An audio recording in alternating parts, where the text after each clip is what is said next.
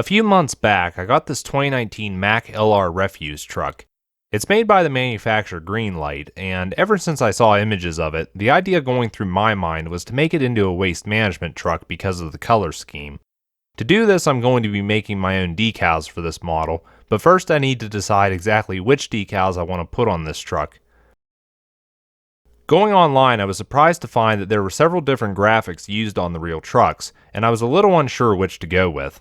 After finding images of the logos I wanted, I needed to scale them down to fit on the truck.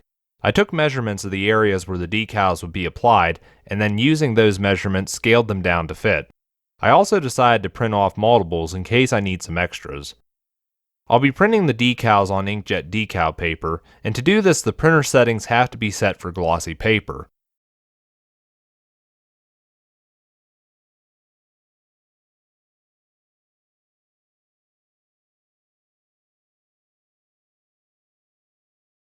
With the decals printed, I now have to apply a clear coat to prevent the ink from bleeding when the decals are immersed in water.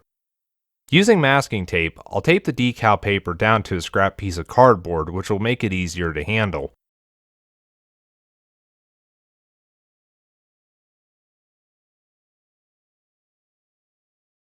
I apply a gloss clear coat to the decals, then set them aside to dry.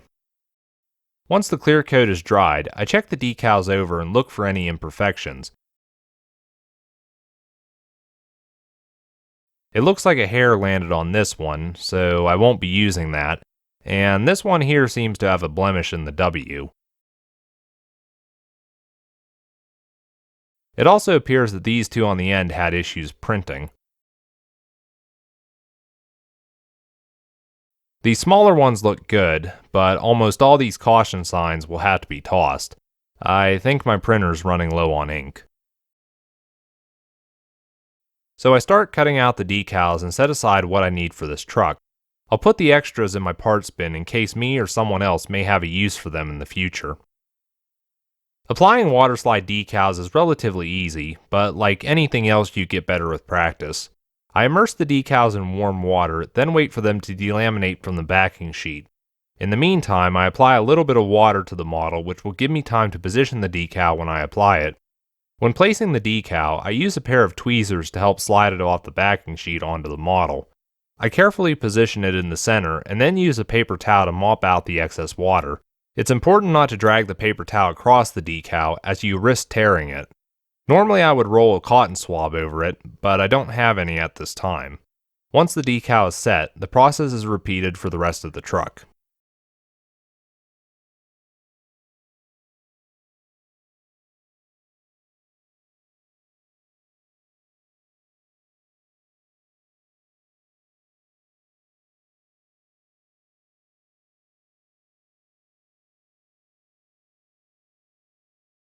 When placing the upper decal on the back of the truck, I found that the raised detail and curvature of the trash body made it difficult to get the decal to sit properly on the model.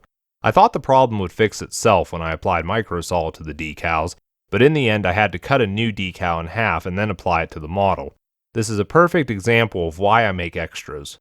Everything worked out in the end though, considering this is actually how the decal is meant to look, as it goes behind the raised detail and not over it.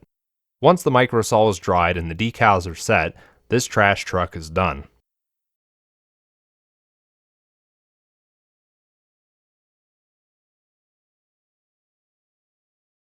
Now, here are some photos of it at work on one of my displays. And here it is with the other garbage trucks in my collection. So, I hope you've enjoyed this project. I've got more of these kinds of videos planned, and until next time, take care.